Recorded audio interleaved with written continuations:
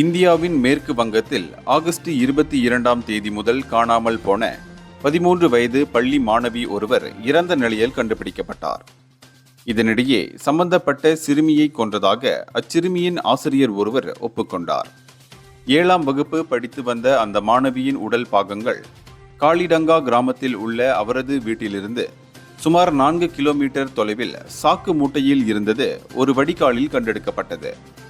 இந்த சம்பவத்திற்கு முன்னர் ஆசிரியர் ஒருவர் அவளுக்கு பாலியல் தொல்லை கொடுத்ததாக அச்சிறுமி தன் தாயிடம் முறையிட்டுள்ளார்.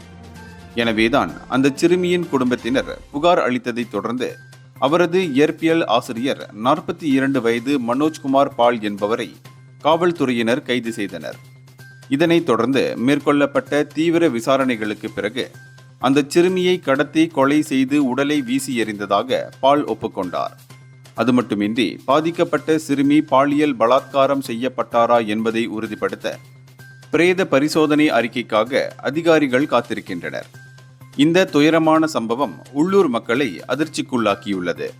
மேலும் மாணவர்களின் பாதுகாப்பு குறித்தும் பெரும் கவலையை எழுப்பியுள்ளது. இந்தியர்களின் இதய குரல் மக்களோசை.